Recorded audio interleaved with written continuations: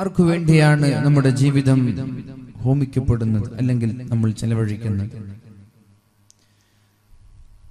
ഉമ്മമാരെ സ്നേഹിക്കാൻ നമ്മൾ ബാധ്യസ്ഥരാണ്. ഉപ്പമാരെ സ്നേഹിക്കാൻ നമ്മൾ ബാധ്യസ്ഥരാണ്. മക്കളെ സ്നേഹിക്കുന്നുണ്ട്, ഭാര്യയെ സ്നേഹിക്കുന്നുണ്ട്, കുടുംബങ്ങളെ സ്നേഹിക്കുന്നുണ്ട്, ഉസ്താദുമാരെ സ്നേഹിക്കുന്നുണ്ട്. അവരെയൊക്കെ സ്നേഹിക്കുമ്പോ അതിന് ചില കാരണങ്ങളുണ്ട്. ഉമ്മമാരെ സ്നേഹിക്കുന്നത് വലഖദ് വസ്വൈനൽ ഇൻസാന ബിവാലിദൈഹി ഹമലതുഹു ഉമ്മുഹു വഹ്നൻ അലാ വഹ്ൻ വഫിസാലുഹു ഫീ ആമൈനി അനിഷ്കുർ ലീ വലിവാലിദൈക്. 10 മാസം ഗർഭം ചുമന്ന ഉമ്മ, 2 വർഷക്കാലം മുലപ്പാല് തന്ന ഉമ്മ, 10-15 വയസ്സുവരെ പോറ്റി വളർത്തിയ ഉമ്മ, വസ്ത്രം വാങ്ങിച്ചു തന്ന ഉമ്മ, നമ്മൾ ഉറങ്ങിയില്ലെങ്കിൽ ഉറങ്ങാതെ രാത്രി ചെലവഴിക്കുന്ന മാതാവ്, നമ്മൾക്ക് ഉറക്കമില്ലെങ്കിൽ ഉമ്മയ്ക്കും ഉറക്കമില്ലല്ലോ, നമ്മൾ വിശന്നാൽ ഉമ്മയും പട്ടിണി കിടക്കുന്ന, നമ്മൾക്ക് രോഗമുണ്ടായാൽ സ്വയമേ രോഗിയാകുന്ന മാതാവ്, ആ മാതാവിനെ സ്നേഹിക്കൽ നമ്മുടെ ബാധ്യതയാണ്. കാരണം നമ്മൾക്ക് ഒരുപാട് ഉപകാരം ഇങ്ങോട്ട് ചെയ്തു തന്നിട്ടുണ്ട്. ഉപ്പമാരെ സ്നേഹിക്കുന്നു എന്തിന്? ഉപ്പമാര് നമ്മൾക്ക് നൽകുന്ന സഹായങ്ങൾ പറഞ്ഞാലും തീരാത്ത നമ്മുടെ പരിധികൾക്കപ്പുറത്താണ് ഉപ്പമാരുടെ സ്നേഹവും സഹായവും. അതുകൊണ്ട് ഉപ്പമാരെയും നമ്മൾ സ്നേഹിക്കുന്നുണ്ട്. ഉസ്താദുമാരെ സ്നേഹിക്കുന്നു, അവരാണ് നമ്മൾക്ക് ഇൽമു പഠിപ്പിച്ചു തരുന്നത്. മക്കളെ സ്നേഹിക്കുന്നു, അവരാണ് നമ്മുടെ ഭാവിയുടെ പ്രതീക്ഷകൾ, നമ്മുടെ മക്കളാണ്. ഭാര്യമാരെ സ്നേഹിക്കുന്നു, അവരാണ് നമ്മുടെ താങ്ങും തണലുമായി നമ്മുടെ കൂടെ നിൽക്കുന്നത്. ചുരുക്കി പറഞ്ഞാൽ നമ്മൾ ആരൊക്കെയോ സ്നേഹിക്കുന്നുണ്ടെങ്കിൽ അതിനൊക്കെ വ്യക്തമായ കാരണങ്ങളുണ്ട്. എന്നാൽ ഒരു ഉപകാരമില്ലാതെ, ഒരു കാരണവുമില്ലാതെ നമ്മുടെ ന്യൂജൻ ചെറുപ്പക്കാർ ചില ആളുകളെ സ്നേഹിക്കുന്നുണ്ട്. അവർക്ക് വേണ്ടി ശബ്ദിക്കുന്നുണ്ട്, അവർക്ക് വേണ്ടി സംവാദം നടത്തുന്നുണ്ട്, അവർക്ക് വേണ്ടി തർക്കങ്ങൾ നടത്തുന്നുണ്ട്. വിഡ്ഢികളുടെ ലോകത്ത് ജീവിക്കുന്നു എന്ന് ഞാൻ പലപ്പോഴും ആലോചിച്ചു പോയിട്ടുണ്ട്. എന്റെ അടിമ്പായി ജാറം മക്കാം ഉറൂസിനോടനുബന്ധിച്ച് ചടേക്കാലിലുള്ള ഈ ചെറുപ്പക്കാരോട് ഞാൻ പറയട്ടെ, നമ്മൾ ആരെയെങ്കിലും സ്നേഹിക്കുന്നുവെങ്കിൽ അതിന് വ്യക്തമായ ചില കാരണങ്ങൾ ഉണ്ടാകും, ചില വ്യക്തമായ മാനദണ്ഡങ്ങൾ ഉണ്ടാകും. നമ്മൾ സ്നേഹിക്കുന്ന, നമ്മൾ സമയം ചെലവഴിക്കുന്ന ചില സെലിബ്രിറ്റികൾ, കളിക്കാരാവട്ടെ, സിനിമാ നടന്മാരാവട്ടെ, ചർച്ചയാണല്ലോ സോഷ്യൽ മീഡിയകളിൽ, ക്ലബ്ബുകളിൽ, വീടുകളിൽ, ക്യാമ്പസുകളിൽ, പള്ളിയിൽ പോയാൽ പള്ളിയുടെ വരാന്തകളിലും ചർച്ചകളാണ്. കളിക്കാരെ കുറിച്ച്, കളികളെ കുറിച്ച്, സിനിമക്കാരെ കുറിച്ച്, സിനിമയെക്കുറിച്ച്, സെലിബ്രിറ്റികളെ കുറിച്ച് ചർച്ച. അവർക്ക് വേണ്ടിയിട്ടുള്ള സംവാദങ്ങൾ നടന്നുകൊണ്ടിരിക്കുന്ന കാലം, അവർക്ക് വേണ്ടി ലക്ഷോപലക്ഷങ്ങൾ ചെലവഴിക്കുന്ന കാലം, അവർക്ക് വേണ്ടി പന്തയം വെച്ച് തന്റെ 10 സെന്റ് സ്ഥലം പോലും നമ്മളിൽ നിന്ന് നഷ്ടപ്പെട്ടു പോകുന്ന ഒരു കാലഘട്ടത്തിലാണ് ഞാൻ ചോദിക്കുന്നത്. നമ്മൾ ആരെങ്കിലും സ്നേഹിക്കുന്നുവെങ്കിൽ എന്തിനാണ്, എന്ത് കാരണത്താലാണ് സ്നേഹിക്കുന്നത്? ഉമ്മമാരെ സ്നേഹിക്കുന്നതിനും, ഉപ്പമാരെ സ്നേഹിക്കുന്നതിനും, ഭാര്യമാരെ സ്നേഹിക്കുന്നതിനും, ഭർത്താക്കന്മാരെ സ്നേഹിക്കുന്നതിനും, മക്കളെ സ്നേഹിക്കുന്നതിനും വ്യക്തമായ കാരണങ്ങൾ നമ്മൾ പറഞ്ഞു. ഇനി ആലോചിക്ക്. അന്ത ഉമ്മുൻ അം അബൂ മാ റഅയ്നാ ഫീഹിമാ മിസ്ല ഹുസ്നിക ഖത്തു യാ സയ്യിദി ഖൈറൻ നബി. എന്റെ ഉപ്പയെക്കാളും എന്റെ ഉമ്മയെക്കാളും ഞാൻ അങ്ങയെയാണ് നബിയെ ഏറ്റവും നല്ല ആളായി കാണുന്നത്. എന്റെ ഉമ്മയല്ല എനിക്ക് വലുത്, എന്റെ ഉപ്പയല്ല എനിക്ക് വലുത്, എന്റെ ഭാര്യയല്ല, എന്റെ മക്കളല്ല എനിക്ക് വലുത്. ഖുലിൻ കാന ആബാഅകും വഅബ്നാഉകും വഅസ്വാജുകും وعشيرتكم وأموال اقترفتموها وتجارة تخشون كسادها ومساكن ترضونها أحب إليكم من الله ورسوله. അല്ലാഹു തആല പരിശുദ്ധമായ ഖുർആനിൽ വളരെ വ്യക്തമായി ചോദിക്കുന്നുണ്ട്. ഖുൽ, നബിയെ താങ്കൾ പറഞ്ഞു കൊടുക്കൂ, നബിയെ താങ്കൾ ചോദിക്കണം. ഇൻ കാന ആബാഉകും, നിങ്ങളുടെ ഉപ്പമാരെയാണോ, നിങ്ങളുടെ ഉമ്മമാരെയാണോ, നിങ്ങളുടെ മക്കളെയാണോ, ചങ്ങാതിമാരെയാണോ, സമ്പത്തിനെയാണോ, ബിസിനസിനെയാണോ? നിങ്ങളുടെ അമ്പരച്ചുംബിയായ വീടുകളെയാണോ? ആരോടാണ് നിങ്ങൾക്ക് അള്ളാഹുവിനെക്കാളും അവന്റെ ഹബീബിനെക്കാളും സ്നേഹമുള്ളത് എന്ന് ഖുർആൻ ചോദിക്കുന്നുണ്ട്. അവിടെ സിനിമാ നടന്മാരുടെ പേര് പറയുന്നില്ല, കളിക്കാരുടെ പേര് പറയുന്നില്ല. കാരണം അവര് സ്നേഹിക്കപ്പെടേണ്ടവരല്ല. മനസ്സിലായില്ല?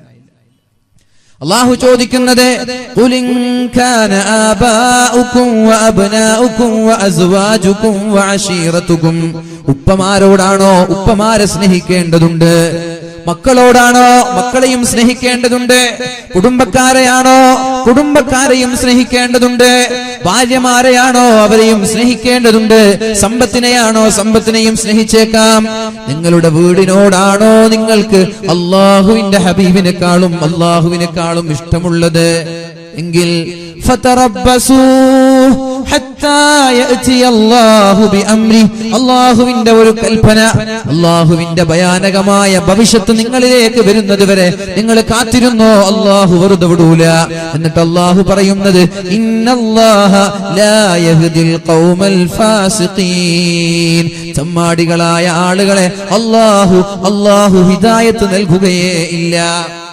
അപ്പൊ അള്ളാഹുവിന്റെ ഹബീബിനേക്കാൾ പ്രാധാന്യം ഉപ്പയ്ക്ക് നൽകുന്നവൻ തെമ്മാടിയാണ്, ഉമ്മയ്ക്ക് നൽകുന്നവൻ തെമ്മാടിയാണ്, മക്കൾക്ക് നൽകുന്നവൻ ഫാസിഖാണ്, സമ്പത്തിന് നൽകുന്നവൻ തെമ്മാടിയാണ്.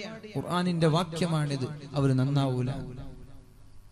ഇനി നിങ്ങൾ ആലോചിക്കും, കളിക്കാർക്ക് നൽകുന്നവരോ സിനിമക്കാർക്ക് നൽകുന്നവരോ? ഒരു കളി നടക്കുമ്പോൾ സോഷ്യൽ മീഡിയയിൽ ചർച്ച.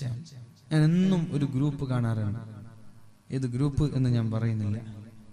രാവിലെ എണീറ്റ ഫേസ്ബുക്ക് തുറന്നാൽ ഒരു ഗ്രൂപ്പ് കാണും. ഇന്ന് രാത്രി നടക്കുന്ന IPL, അതിൽ ആരാണ് കൂടുതൽ സ്കോർ ചെയ്യുക, എന്നാൽ ഇന്ന വ്യക്തി എത്ര സ്കോർ ചെയ്യും, അത് കൃത്യമായി ഉത്തരം പറഞ്ഞ ആൾക്ക് ഒരാൾ സ്പോൺസർ. എന്നാ അയാളെ വിളിച്ചിട്ട് നമ്മുടെ മക്കാമ് കെട്ടാണ്, 1 സ്ക്വയർ ഫീറ്റ് ഏറ്റെടുക്കോ? ഓടിയ ഓട്ടം പുല്ലുപോലും മുളക്കൂല. അവിടെ വരെ കാണൂല. കളിക്ക് വേണ്ടി എത്ര സ്പോൺസർ ചെയ്യാൻ. ഇനി ഒരു ഫ്ലക്സ് വെക്കണോ? IPL ടീമിന്റെ പേരിൽ ഫ്ലക്സ് വെക്കാൻ ഞാൻ തന്നെ പിടിച്ചു 2000 രൂപ. ആലോചിക്കാൻ വേണ്ടി പറയാണ്. എനിക്ക് ഇന്ന് ഒരാൾ പറഞ്ഞു, കളിയുടെ ഒരു പന്തയം വെച്ചിട്ട് 10 സെന്റോ 30 സെന്റോ നഷ്ടപ്പെട്ട ഒരാൾ നമ്മുടെ നാട്ടിലുണ്ട്, നമ്മുടെ പതിയടക്ക മേഖലയിലുണ്ട്. അവരോടാണ് ഈ ഞാൻ പറയുന്നത്.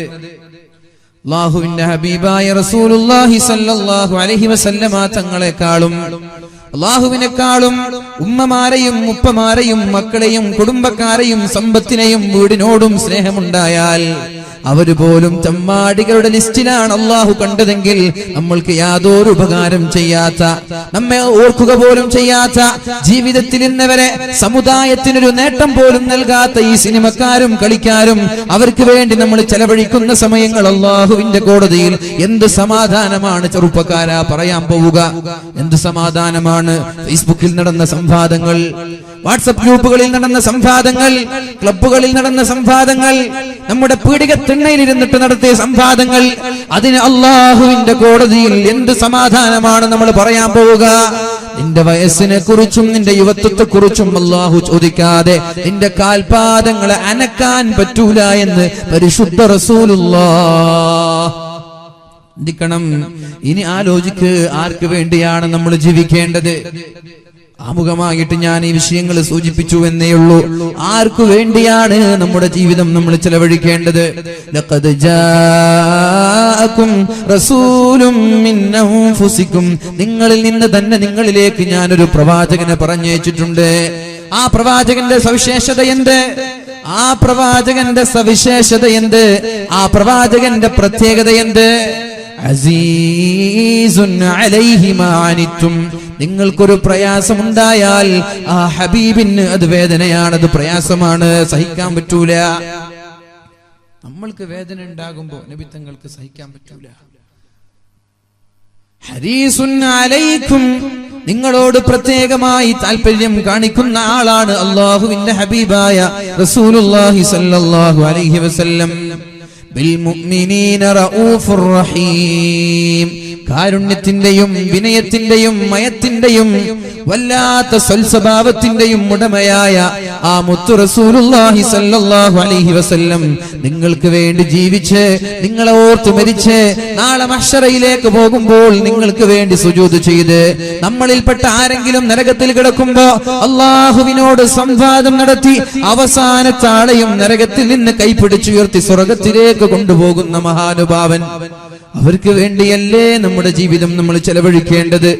അല്ലാതെ നമ്മ ഓർക്കാതെ ജീവിതത്തിൽ ഇന്നേ വരെ നമ്മൾക്ക് ഒരു ഉപകാരം ചെയ്യാതെ നമ്മളെ കണ്ടാൽ പോലും തിരിച്ചു നോക്കാത്ത ഒരു സഹായം പോലും ചെയ്യാത്ത ഈ സെലിബ്രിറ്റികൾക്ക് വേണ്ടിയാണോ നമ്മുടെ ജീവിതം ഹോമിക്കപ്പെടേണ്ടത്? ആലോചിക്കണം നമ്മൾ. അല്ലാഹുവിന്റെ റസൂൽ സല്ലല്ലാഹു അലൈഹി വസല്ലമ തങ്ങൾ ആയിഷ ബീവി റളിയല്ലാഹു അൻഹയുടെ സമീപത്തേക്ക് കടന്നു വന്നപ്പോ ആയിഷ ബീവി അല്ലാഹുവിന്റെ ഹബീബായ നബി തങ്ങളെ കാണുന്നുണ്ട്. ത്വീബ നഫ്സിൻ, നല്ല സുസ്മേരവദനായി കാണുന്നുണ്ട്, നല്ല പുഞ്ചിരി തൂകുന്ന സന്തോഷമുള്ള മുഖം കണ്ടപ്പോ അല്ലാഹുവിന്റെ ഹബീബിനോട് ആയിഷ ബീവി റളിയല്ലാഹു അൻഹ ചോദിക്കുന്നുണ്ട്, യാ റസൂലല്ലാഹ്, അല്ലാഹുവിന്റെ ഹബീബേ, അല്ലാഹുവിന്റെ റസൂലേ, മുത്തുനബിയേ, ഉദ്ഉല്ലാഹ ലി, എനിക്ക് വേണ്ടി ദുആ ചെയ്യുമോ, എനിക്ക് വേണ്ടി പ്രാർത്ഥിക്കുമോ നബിയേ? അല്ലാഹുവിന്റെ ഹബീബിനോട് റസൂലുള്ളാഹി സ്വല്ലല്ലാഹു അലൈഹി വസല്ലമ തങ്ങളോട് ആയിഷ ബീവി റളിയല്ലാഹു അൻഹ പറയുകയാണ്, ഉദ്ഉല്ലാഹ ലി, എനിക്ക് വേണ്ടി ദുആ ചെയ്യുമോ നബിയേ? അപ്പോഴാണ് അല്ലാഹുവിന്റെ ഹബീബ് ദുആ ചെയ്തത്, അല്ലാഹുമ്മഗ്ഫിർ ലി ആയിഷ, അല്ലാഹുവേ ആയിഷക്ക് നീ പുറത്തു കൊടുക്കണേ അല്ലാഹ്, അല്ലാഹുവേ ആയിഷക്ക് നീ മാപ്പ് നൽകണമേ അല്ലാഹ്, അല്ലാഹുവേ ആയിഷയുടെ പാപങ്ങൾ നീ പുറത്തു കൊടുക്കണമേ അല്ലാഹ്. മാ തഖദ്ദമ മിൻ ദംബിഹാ വമാ തഅഖർ, ആയിഷ ബീവി ചെയ്തു പോയ പാപങ്ങൾ നീ പുറത്തു കൊടുക്കണേ അല്ലാഹ്. വമാ തഅഖർ, ആയിഷ ബീവി ഇനി ചെയ്യാൻ പോകുന്ന പാപങ്ങളും നീ പുറത്തു കൊടുക്കണമേ എന്ന് അല്ലാഹുവിന്റെ ഹബീബായ റസൂലുള്ളാഹി സല്ലല്ലാഹു അലൈഹി വസല്ലം തങ്ങൾ ദുആ ചെയ്തപ്പോ ആയിഷ ബീവിക്ക് സന്തോഷം കൊണ്ട് ആയിഷ ബീവി തുള്ളിച്ചാടുകയാണ്. എന്നിട്ട് അല്ലാഹുവിന്റെ ഹബീബ് സല്ലല്ലാഹു അലൈഹി വസല്ലമ തങ്ങളുടെ മുന്നിലേക്ക് ആയിഷ ബീവി റളിയല്ലാഹു അൻഹ ചിരിച്ച് ഹബീബിന്റെ മടിത്തട്ടിലേക്ക് വീഴുകയാണ്.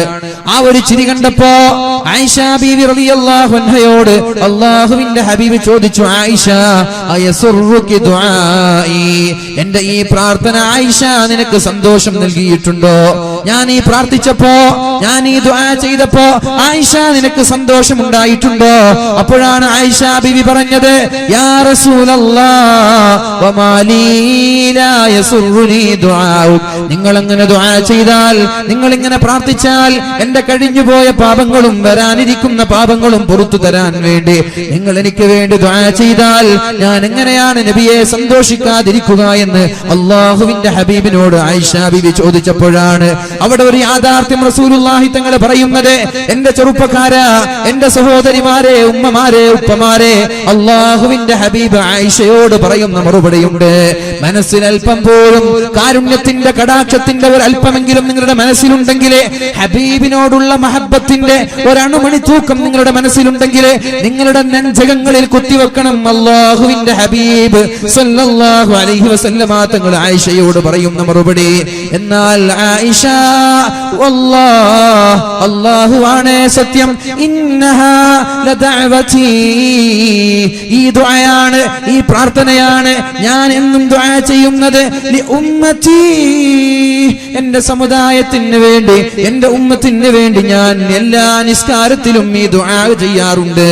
ഞാൻ ഇശാ നിസ്കരിച്ചാൽ, മഗ്രിബ് നിസ്കരിച്ചാൽ, സുബ്ഹി നിസ്കരിച്ചാൽ, ളുഹർ നിസ്കരിച്ചാൽ, അസ്ർ നിസ്കരിച്ചാൽ, എല്ലാ നിസ്കാരത്തിലും എന്റെ സമുദായത്തിന് വേണ്ടി, എന്റെ ഉമ്മത്തിന് വേണ്ടി ഈ ദുആ ചെയ്യാറുണ്ട് എന്ന് അല്ലാഹുവിന്റെ ഹബീബായ മുഹമ്മദുർ റസൂലുള്ളാഹ്.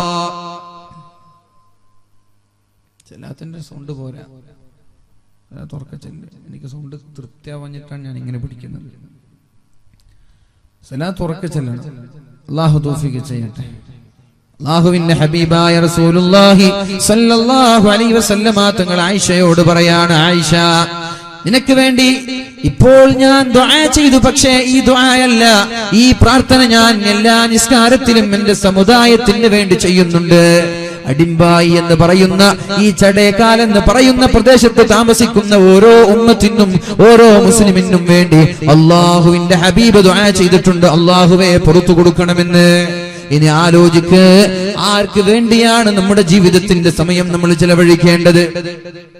ഇന്ന് സുബഹി നിസ്കാരം കഴിഞ്ഞതു മുതൽ ഈ രാത്രി അർദ്ധരാത്രിയിലേക്ക് കാലെടുത്ത് വെച്ചുകൊണ്ടിരിക്കുന്ന ഈ സമയം വരെ ഈ ഹബീബിന് വേണ്ടി നമ്മൾ എന്ത് ചെയ്തു ചെറുപ്പക്കാരാ? ലിക്കാർക്ക് വേണ്ടി ശബ്ദിച്ചിട്ടുണ്ടല്ലോ, ഒരുപാട് സമയം വാട്സപ്പിലും ഫേസ്ബുക്കിലും നമ്മൾ ചെലവഴിച്ചിട്ടുണ്ടല്ലോ. ഈ ഹബീബിന് വേണ്ടി നമ്മൾ എന്ത് ചെയ്തിട്ടുണ്ട്? ഹബീബിനെ ഒന്ന് ഓർത്തിട്ടുണ്ടോ? ഈ തങ്ങളെ ഒന്ന് നമ്മൾ ഓർത്തിട്ടുണ്ടോ? രാവിലെ മുതൽ വൈകുന്നേരം വരെയുള്ള ഈ സമയം വരെ ഓർത്തിട്ടുണ്ടോ?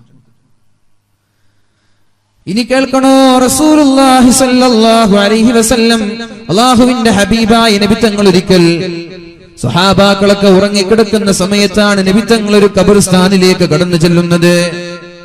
ഖബർസ്ഥാനിലേക്ക് കടന്നു ചെല്ലുന്നുണ്ട്. എന്നിട്ട് ഖബറിന്റെ അടുത്ത് നിന്ന് അല്ലാഹുവിന്റെ ഹബീബായ റസൂലുള്ളാഹി സ്വല്ലല്ലാഹു അലൈഹി വസല്ലം അവിടെ നിന്ന് ദുആ ചെയ്യുന്നുണ്ട്. വദിത്തു, ഞാൻ കൊതിച്ചു പോവുകയാണ്, ഞാൻ എന്റെ സഹോദരങ്ങളെ കണ്ടിരുന്നുവെങ്കിലെന്ന് ഞാൻ ആഗ്രഹിച്ചു പോവുകയാണ്, എന്റെ സഹോദരങ്ങളെ കണ്ടിരുന്നുവെങ്കിലെന്ന് ഞാൻ കൊതിച്ചു പോവുകയാണ് എന്ന് അല്ലാഹുവിന്റെ ഹബീബായ റസൂലുള്ളാഹി സ്വല്ലല്ലാഹു അലൈഹി വസല്ലം തങ്ങള് ഖബറിന്റെ അടുത്ത് നിന്ന് ഇങ്ങനെ ദുആ ചെയ്യുമ്പോഴാണ് ഒരു സ്വഹാബി ആ വഴിയിലൂടെ കടന്നു വരുന്നത്. ഇഷ്തഖ്തു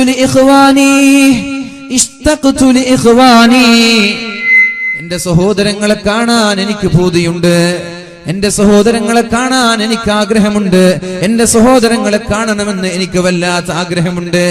ഇഷ്തഖ്തു ലി ഇഖ്വാനി, എന്റെ സഹോദരങ്ങളെ കാണാൻ എനിക്ക് ആഗ്രഹമുണ്ട് എന്ന് അല്ലാഹുവിന്റെ ഹബീബായ റസൂലുള്ളാഹി സ്വല്ലല്ലാഹു അലൈഹി വസല്ലമ തങ്ങൾ പറഞ്ഞപ്പോഴാണ് സ്വഹാബി ചോദിക്കുന്നത്, യാ റസൂലല്ലാഹ്, അല്ലാഹുവിന്റെ ഹബീബേ, അവലസ്നാ ഇഖ്വാനുക യാ റസൂലല്ലാഹ്, നബിയേ ഞങ്ങൾ അങ്ങയുടെ സഹോദരങ്ങളല്ലേ നബിയേ, ഞങ്ങൾ അങ്ങയുടെ സഹോദരങ്ങളല്ലേ, ഞങ്ങളെ കാണുന്നുണ്ടല്ലോ, പിന്നെ ആരെക്കുറിച്ചാണ് എനിക്കെന്റെ സഹോദരങ്ങളെ കാണാൻ പൂതിയുണ്ട് എന്ന് നിങ്ങൾ പറഞ്ഞത്? അപ്പോഴാണ് അല്ലാഹുവിന്റെ ഹബീബായ റസൂലുള്ളാഹി സ്വല്ലല്ലാഹു അലൈഹി വസല്ലമ തങ്ങൾ പറഞ്ഞത്, നിങ്ങൾ എന്റെ സഹോദരങ്ങളല്ല, നിങ്ങൾ എന്റെ സ്വഹാബാക്കളാണ്, നിങ്ങൾ എന്റെ ഫോളോവേഴ്സ് ആണ്, നിങ്ങൾ എന്റെ അനുചരന്മാരാണ്, നിങ്ങൾ എന്റെ സഹോദരങ്ങളല്ല. പിന്നെ ആരെക്കുറിച്ചാണ് നബിയേ നിങ്ങൾ സഹോദരങ്ങൾ എന്ന് പറഞ്ഞത്? ആരെക്കുറിച്ചാണ് നബിയേ? അപ്പോഴാണ് അല്ലാഹുവിന്റെ ഹബീബായ റസൂലുള്ളാഹി സ്വല്ലല്ലാഹു അലൈഹി വസല്ലമ തങ്ങൾ സ്വഹാബയോട് പറഞ്ഞു കൊടുക്കുന്നത്, ഞാൻ എന്റെ സഹോദരങ്ങളെ കാണണമെന്ന് പറഞ്ഞ് ആഗ്രഹിച്ചത് ഇനി വരാനിരിക്കുന്ന എന്റെ മരണശേഷം വരാനിരിക്കുന്ന ആളുകളെ കുറിച്ചാണ്. എന്റെ ശേഷം വരാനിരിക്കുന്ന ആളുകളെ കുറിച്ചാണ് ഞാൻ പറഞ്ഞത്. ആരാ? നമ്മളെ കുറിച്ച്. എനിക്ക് എന്റെ വഫാത്തിന്റെ ശേഷം വരാനിരിക്കുന്ന എന്റെ ഉമ്മത്തിനെ, എന്റെ സമുദായത്തെ കാണാൻ എനിക്ക് വലിയ ആഗ്രഹമുണ്ട്. അവരെ ഓർത്തിട്ട് ഞാൻ കരയാം. നമ്മളെ ഓർത്തിട്ട് ജീവിതത്തിന്റെ അവസാന ഭാഗത്ത് അല്ലാഹുവിന്റെ ഹബീബ് കരഞ്ഞു പോയിട്ടുണ്ട്. എനിക്കവരെ കാണണം. കാണാൻ പറ്റാത്തതിലുള്ള വിഷമമാണ് ജീവിതത്തിന്റെ അവസാന സമയങ്ങളിൽ ഖബർസ്ഥാനിലേക്ക് ഏകാന്തനായി ചെന്ന് നമ്മെ ഓർത്ത് അല്ലാഹുവിന്റെ ഹബീബ് കരഞ്ഞത്. നമ്മൾക്കൊരു സമയമെങ്കിലും ആ ഹബീബിനെ ഓർത്ത് കരയാൻ സമയം കിട്ടിയിട്ടുണ്ടോ? ആ ഹബീബിനെ ഒന്ന് ഓർക്കാൻ സമയം കിട്ടിയിട്ടുണ്ടോ? റസൂലുള്ളാഹി സ്വല്ലല്ലാഹു അലൈഹി വസല്ലം തങ്ങളെ ഓർക്കാൻ സമയം കിട്ടിയിട്ടുണ്ടോ?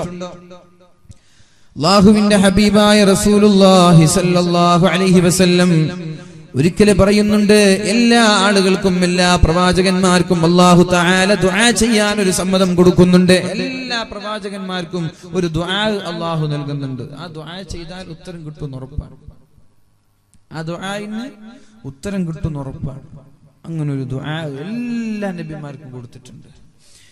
ലികുല്ലി നബിയിൻ ദഅവത്തുൻ മുസ്തജാബ, എല്ലാ നബിമാർക്കും അല്ലാഹു ഉത്തരം നൽകുന്ന ഒരു പ്രാർത്ഥന നൽകുന്നുണ്ട്, ഉത്തരം നൽകുന്ന ഒരു പ്രാർത്ഥന. പക്ഷേ എല്ലാ അമ്പിയാക്കളും അവരവരുടെ ആ കാലഘട്ടത്തിൽ തന്നെ ദുആ ചെയ്ത് ആ പ്രാർത്ഥന തീർത്തപ്പോ ഞാൻ എന്റെ ദുആഇനെ വഉരീദു അൻ അഖ്തബിഅ ദഅവതി, എന്റെ പ്രാർത്ഥനയെ ഞാൻ മഹ്ശറയിലേക്ക് വേണ്ടി എടുത്തു വെക്കുകയാണ്. ഞാൻ ഇവിടെ ദുആ ചെയ്യുന്നില്ല. ആദം നബി അലൈഹിസ്സലാം ദുആ ചെയ്തു. ആദം നബി അലൈഹിസ്സലാം ദുആ ചെയ്തു. മഹാനായ നൂഹ് നബി അലൈഹിസ്സലാം ദുആ ചെയ്തു. മഹാനായ ഇബ്രാഹിം നബി അലൈഹിസ്സലാം ദുആ ചെയ്തു. ഈസാ നബി അലൈഹിസ്സലാം ദുആ ചെയ്തു.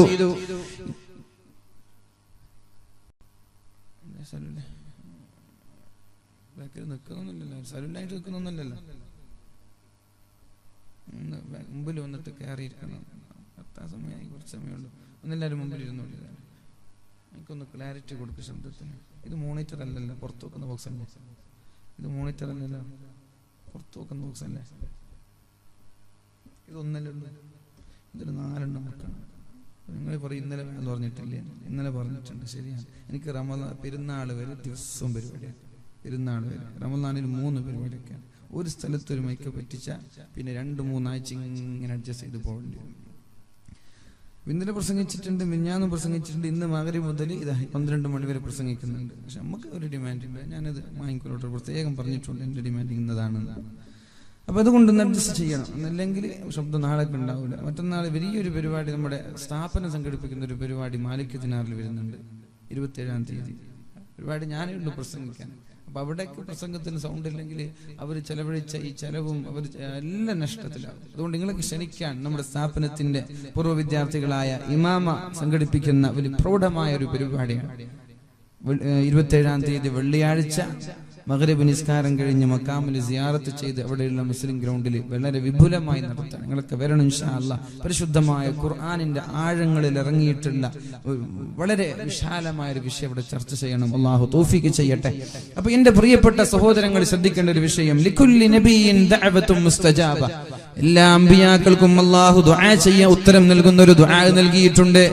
ലികുല്ലി നബിയിൻ ദഅവത്തും മുസ്തജാബ.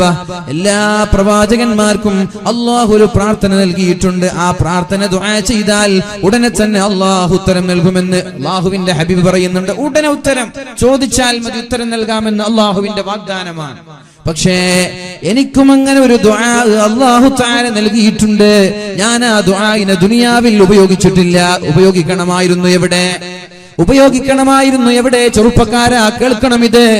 മക്കക്കാരായ മുശ്രിക്കീങ്ങൾ അല്ലാഹുവിന്റെ ഹബീബിനെ വളരെ ക്രൂരമായി മർദ്ദിക്കുകയും അടിക്കുകയും അല്ലാഹുവിന്റെ ഹബീബിനെ മക്കയിൽ ജീവിക്കാൻ അനുവദിക്കാതെ ആകെ താങ്ങും തണലുമായിരുന്ന ഖദീജ ബീവി റളിയല്ലാഹു അൻഹാ ലോകത്തോട് വിട പറഞ്ഞപ്പോ ഇനി ഒന്ന് സംരക്ഷിക്കാൻ, താങ്ങും തണലുമായി നിൽക്കാൻ ഒരാളില്ലാതെ വളരെ പ്രയാസപ്പെടുമ്പോഴാണ് നബി തങ്ങൾ തന്റെ കുടുംബക്കാരായ ത്വായിഫിലേക്ക് കടന്നു പോകുന്നത്. ഒരുപാട് കുടുംബക്കാര് താമസിക്കുന്ന ത്വായിഫിലേക്ക് കടന്നു പോകുന്നത്.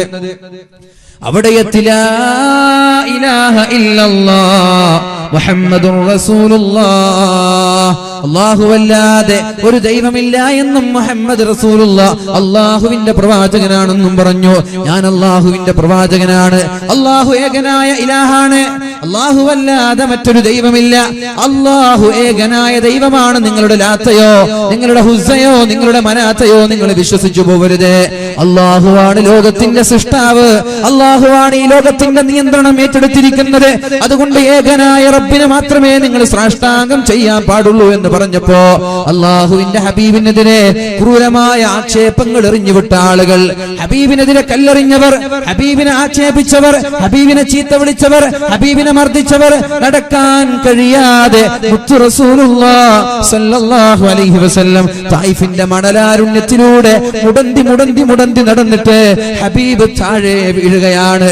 ആരാണ് ഈ താഴെ വീഴുന്നത്? ദീനുൽ ഇസ്ലാം, ലാ ഇലാഹ ഇല്ലല്ലാഹ് മുഹമ്മദുർ റസൂലുള്ളാഹ്. അല്ലാഹു അല്ലാതെ മറ്റൊരു ദൈവമില്ല, ഞാൻ അല്ലാഹുവിന്റെ പ്രവാചകനാണ് എന്ന് പറഞ്ഞതിന്റെ പേരിൽ നിങ്ങൾ വ്യഭിചരിക്കരുത്, ഹറാമ് കാണരുത്, ഹറാമ് ചെയ്യരുത്, ഹറാമ് തിന്നരുത്, കുടുംബബന്ധം നിഷേധിക്കരുത്, കൊലപാതകങ്ങൾ നടത്തരുത്, അയൽവാസിയെ വേദനിപ്പിക്കരുത്. ഇതല്ലേ പരിശുദ്ധമായ ഇസ്ലാമിന്റെ ആശയം? ഇതാണല്ലോ ഇന്ന് ഇന്ത്യ മഹാരാജ്യത്തെ പാവപ്പെട്ട മുസ്ലിമീങ്ങളായ ആളുകൾ ഇന്നും ലോകത്ത് പ്രചരിപ്പിച്ചു കൊണ്ടിരിക്കുന്ന ആശയങ്ങൾ ഇതാണല്ലോ. ഒരാളെയും അവിഹിതമായി ഒരാളുടെ സമ്പത്ത് അപഹരിക്കാൻ പാടില്ല, ഒരാളെയും ആക്രമിക്കാൻ പാടില്ല, മറ്റൊരാളെ കുറിച്ച് പരദൂഷണം പറയാൻ പാടില്ല, മറ്റൊരാളെ കുറിച്ച് ആരോപണം പറയാൻ പാടില്ല, ഒരാളുടെ രക്തവും ചിന്താൻ പാടില്ല, ഒരു ദുർഹം പോലും മോഷ്ടിക്കാൻ പാടില്ല. ഇങ്ങനെ മനോഹരമായ ആശയം സമുദായത്തിന്റെ മുന്നിൽ ഏൽപ്പിച്ച ഈ പരിശുദ്ധ ദീനിനെതിരെയാണല്ലോ ആക്ഷേപങ്ങൾ ഉണ്ടാക്കുന്നത്. ഇവരെയാണല്ലോ പാകിസ്ഥാനിലേക്ക് പറഞ്ഞേക്കുന്നത്, ഇവരെയാണല്ലോ ഇന്ത്യയിൽ നിന്ന് പുറത്തു പോകാൻ പറയുന്നത്, ഇവരെയാണല്ലോ ഇല്ലാത്ത ബീഫിന്റെ പേരിൽ കൊലപാതകങ്ങൾ നടത്തുന്നത്, ഇവരെയാണല്ലോ പള്ളിയിൽ കയറി കൊലപാതകങ്ങൾ നടത്തുന്നത്. ലാ ഇലാഹ ഇല്ലല്ലാഹ്, അല്ലാഹു വലിയവനാണ്, അല്ലാഹു വലിയവനാണ്, അല്ലാഹു അല്ലാതെ മറ്റൊരു ദൈവമില്ല. അല്ലാഹുവിന്റെ ഹബീബ്, അല്ലാഹുവിന്റെ പ്രവാചകനാണ്. നിസ്കാരത്തിലേക്ക് വരണേ, വിജയത്തിലേക്ക് വരണേ എന്ന് പറഞ്ഞ പാവപ്പെട്ട മുഅദ്ദിനിന് പോലും പള്ളിയുടെ റൂമുകളിൽ, പള്ളിയുടെ മുറികളിൽ കിടന്നുറങ്ങാൻ പോലും സ്വൈര്യമില്ലാത്ത, സമാധാനമില്ലാത്ത കാലത്ത് ഞങ്ങൾക്ക് ചോദിക്കാനുള്ളത്, എന്ത് തെറ്റ് ചെയ്തതിന്റെ പേരിലാണ് ഇസ്ലാമിനെതിരെ നിങ്ങൾ ആക്ഷേപമുണ്ടാക്കുന്നത്? തെറ്റ് കാണിച്ചു തരട്ടെ, തെറ്റ് കാണിച്ചു തരട്ടെ. എന്ത് തെറ്റിന്റെ പേരിലാണ് ഇസ്ലാമിനെതിരെ ആക്ഷേപങ്ങൾ ഉണ്ടാക്കുന്നത്?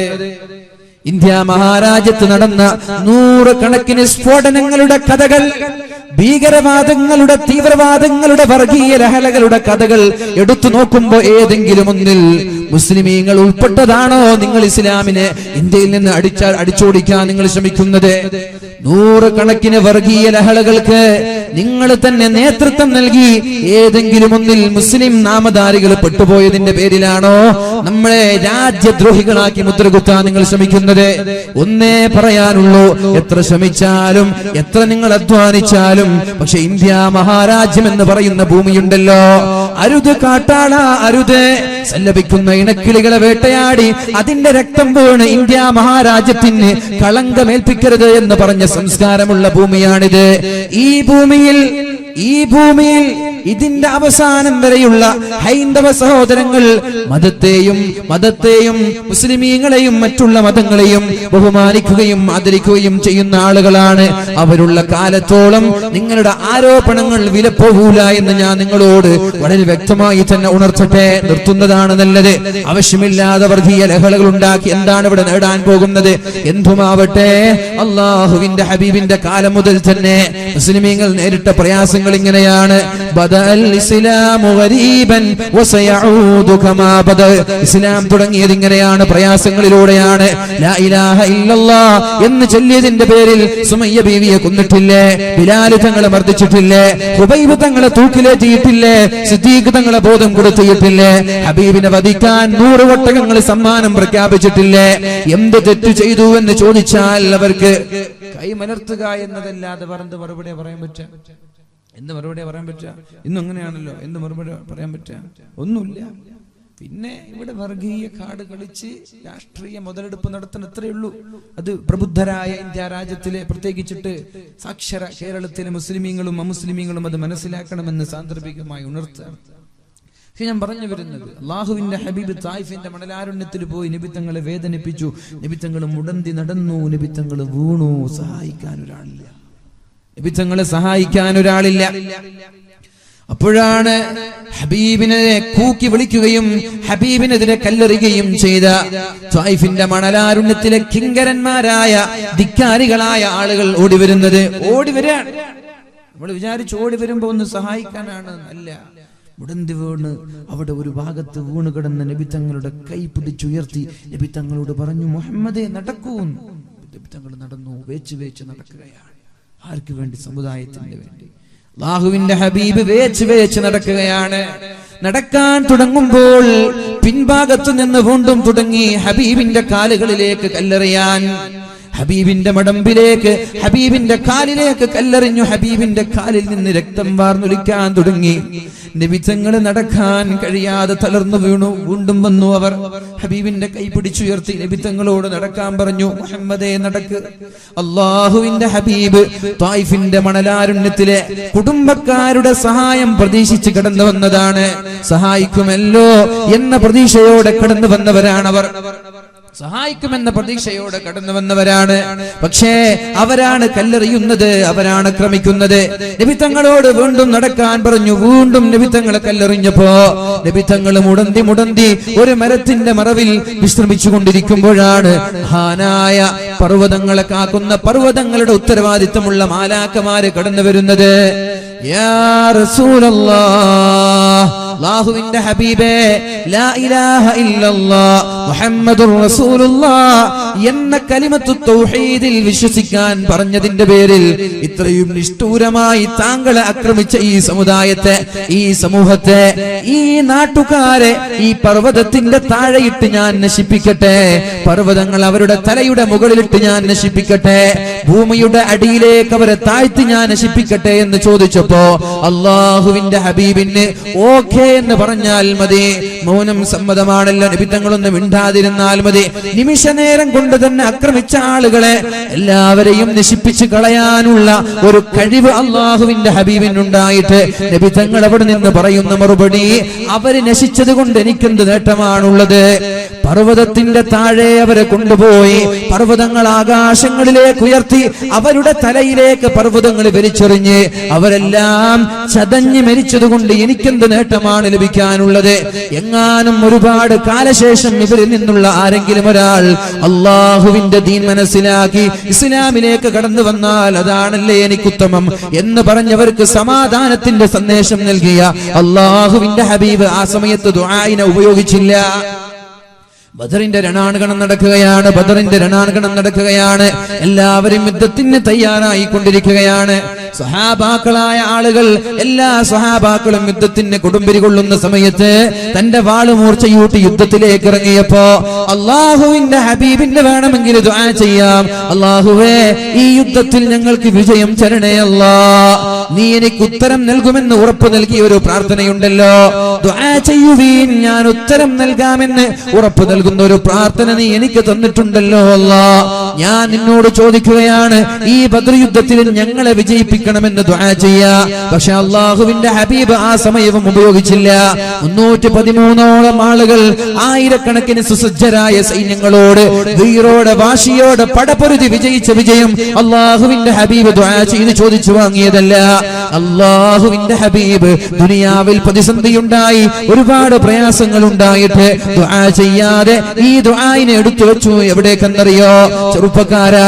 ആർക്കോ വേണ്ടി ഒച്ച വെക്കുന്ന നമ്മള്, ആർക്കോ വേണ്ടി ശബ്ദിക്കുന്ന നമ്മള്, ആർക്കോ വേണ്ടി സമയം കളയുന്ന നമ്മള്, ആർക്കോ വേണ്ടി ഉറക്കൊഴിക്കുന്ന നമ്മള്, നിങ്ങളാണിത് ആലോചിക്കേണ്ടത്. എന്താണ് അവർ നമ്മൾക്ക് വേണ്ടി ചെയ്തു തന്നത്? എന്നാൽ നമ്മൾക്കെല്ലാം ചെയ്തു തന്ന ഒരാളുണ്ട്, നമ്മളെ ഓർത്ത് കരഞ്ഞു പോയ ഒരാളുണ്ട്. മരണസമയത്ത് ഇന്നലിൽ മൗതില സക്കറാത്ത്, മരണത്തിന് വല്ലാത്ത വേദനയുണ്ട് എന്ന് പറയുന്ന സമയത്ത് ഫാത്തിമ ബീവി റളിയല്ലാഹു അൻഹയെ തന്റെ സമീപത്തേക്ക് വിളിച്ചിട്ട് ഫാത്തിമയോട് പറഞ്ഞു, ഫാത്തിമ, ഇന്ന് ഞാൻ മരിക്കാൻ പോവുകയാണെന്ന് പറഞ്ഞപ്പോ മഹദിയായ ഫാത്തിമ റളിയല്ലാഹു അൻഹ പറയുന്ന ഒരു വാക്കുണ്ട്, വാകർബാ.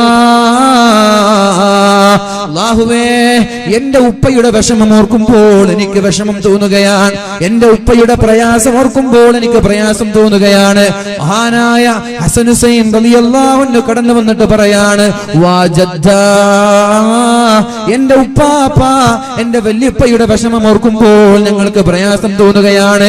എല്ലാവരും ചുറ്റുഭാഗത്ത് നിന്ന് കരഞ്ഞുകൊണ്ടിരിക്കുമ്പോഴാണ് അള്ളാഹുവിന്റെ ഹബീബ് അവിടെ നിന്ന് പറയുന്നത്, മരണത്തിന് അസഹനീയമായ വേദനയാണ് ആയിഷ, സഹിക്കാവുന്നതിലപ്പുറവും വേദനയുണ്ട് ആയിഷ, ഇത് താങ്ങാവുന്നതിലും അപ്പുറമാണെന്ന് അള്ളാഹുവിന്റെ ഹബീബായ റസൂലുള്ളാഹി സല്ലല്ലാഹു അലൈഹി വസല്ലം തങ്ങൾ ആയിഷയോട് പറഞ്ഞിട്ട് ആയിഷ ബീവി റളിയല്ലാഹു അൻഹയോട് പറയാണ്, ആയിഷ ഉമ്മത്തി, മരണ സമയത്ത് വേദന അനുഭവിക്കുന്ന സമയത്ത് നബി തങ്ങൾ വിളിച്ചത് ഉമ്മത്തിനെയാണ്. തന്റെ സമുദായത്തിന്റെ കാര്യം റബ്ബിനോട് പറയാം. മരണസമയത്ത് വേദന എന്ന് പറഞ്ഞാലേ പ്രസവം മരണത്തിന്റെ ഭാഗമാണെന്നാണ് പറഞ്ഞത്. പ്രസവം പെണ്ണുങ്ങൾക്ക് പ്രസവ വേദന അറിയാം, ആണുങ്ങൾക്ക് അറിയില്ലല്ലോ.